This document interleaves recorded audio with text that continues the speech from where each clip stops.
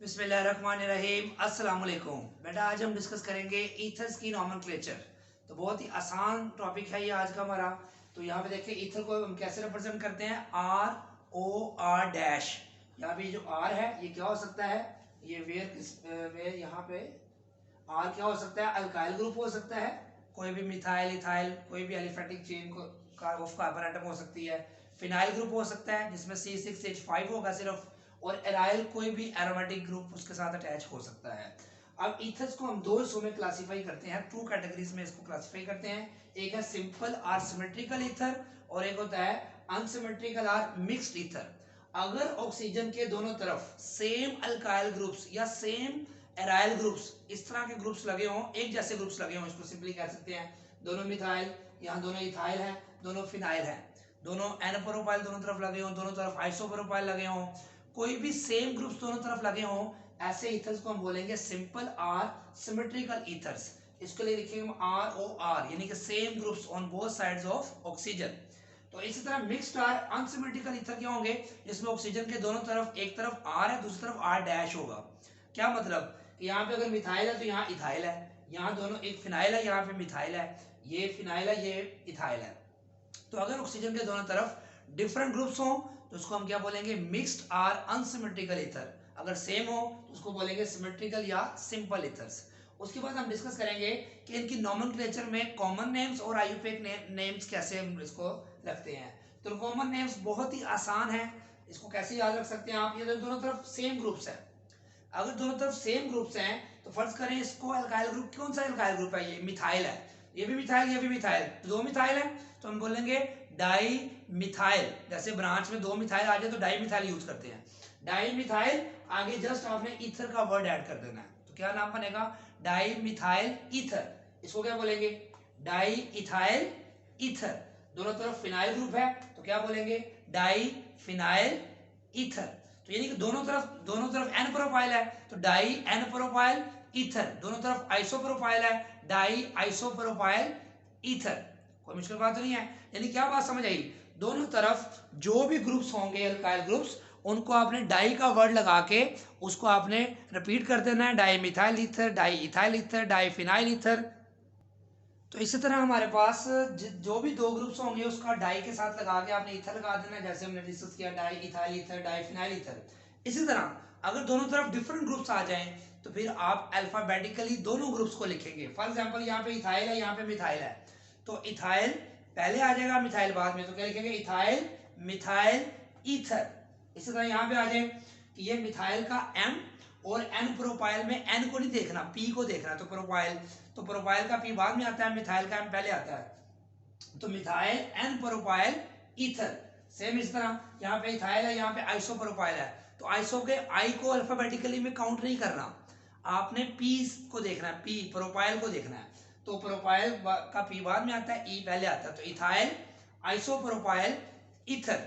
इसी तरह यहाँ पे ये क्या है हमारे पास, डाई टर्शी ब्यूटाइल ईथर, क्योंकि ये दोनों टर्शी ब्यूटाइल ग्रुप हैं, डाई टर्शी ब्यूटाइल ईथर, क्योंकि ये सेम है तो डाई का वर्ड आएगा। तो यहाँ पे इथाइल है, ये फिनाइल का पी है, तो इथाइल का ई पहले आता है, तो इसको क्या बोलेंगे, इथाइल फिनाइल ईथर। क्या बोलेंगे, इथाइल फिनाइल ईथर। अब हम डिस्कस करेंगे आईयूपैक नेम, इसका काम जो है कैसे लिखते हैं हम।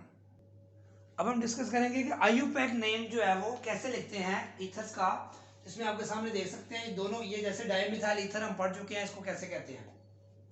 अब हम देखेंगे कि यहाँ पे आपने ऑक्सीजन के एक तरफ जो कार्बन है उसको आपने पेरेंट चेन बना देना है, और दूसरी तरफ जो कार्बन है, जैसे यहाँ पे इसको हम एज ए ब्रांच ट्रीट करेंगे तो ये बन जाएगा, ये फर्ज करो ये कौन सा ग्रुप है, मिथाइल, और ये ऑक्सीजन है, तो ऑक्सीजन वर्ड को हम पूरा लिखें तो आपने मिथाइल का पहले 4 वर्ड्स लेने हैं, तो मैथ, ऑक्सीजन के पहले 3 वर्ड्स लेने हैं, तो ऑक्सी, मैथ ऑक्सी बोलेंगे इस सारे को हम, यानी कि ये सारा क्या बन जाएगा, मैथ, मिथाइल से मैथ लिया और ऑक्सीजन का OX लिया, तो क्या बन गया मिथॉक्सी, और ये कार्बन ये पेरेंट चेन बन जाएगा मीथेन।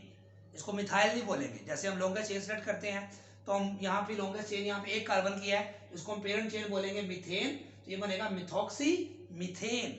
यानी कि ऑक्सीजन को एक कार्बन के साथ ब्रांच सफर करेंगे, बाकी कार्बन को हम चेन बना लेंगे। इसको दूसरी मिसाल देखें फिर समझ आ जाएगी आपको। देखें ये 2 कार्बन है, इस तरफ 1 कार्बन है। अब ये जेन में क्वेश्चन आएगा किसको पेरेंट चेन बनाना है। तो आपको पता है पेरेंट चेन हम किसको बनाते हैं जिसमें नंबर ऑफ कार्बन एटम्स ज्यादा हो। इस तरफ जाए 2 कार्बन है, इस तरफ जाए तो 1 कार्बन है, तो क्या करेंगे हम, जो ज्यादा कार्बन है उसको पेरेंट चेन बनाएंगे। तो दिस इज पेरेंट चेन, इसको बोलेंगे इथेन। अब ये हमारे पास बन जाएगी ब्रांच। तो मिथाइल का math oxy, methoxy ethane, methoxy ethane. ये 1 भी लिख सकते हैं हम, लेकिन यहाँ पे इसकी जरूरत नहीं है क्योंकि इधर लगाओ तब भी मिथॉक्सी इथेन है, इधर लगाओ तब भी ये मिथॉक्सी इथेन होगा। अब इसमें आ जाए, इस तरफ भी 2 कार्बन है, इस तरफ भी 2 कार्बन है, इसको अब पेरेंट चेन बनाने हैं।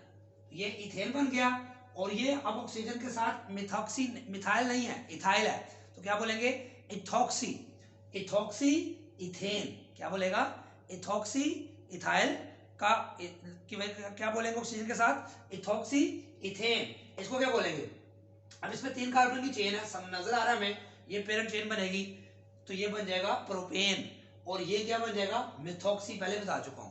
तो मिथॉक्सी प्रोपेन, लेकिन यहाँ मिथॉक्सी प्रोपेन में आपको नंबरिंग करनी पड़ेगी। ये 1 पोजीशन है, ये 2, ये 3, ये 2 1 पे लगा हुआ है, जिसको क्या बोलेंगे 1 मिथॉक्सी प्रोपेन। यहां आ जाए तो यही मिथॉक्सी जो है किस पोजीशन पे लगा हुआ है 1 2 3, तो इसको बोलेंगे 2 मिथॉक्सी प्रोपेन। क्या बोलेंगे 2 मिथॉक्सी प्रोपेन। क्या मतलब हुआ, जब 3 कार्बन स्टार्ट होते हैं तो एक ब्रांच हो तब भी हमें नंबरिंग करनी पड़ती है।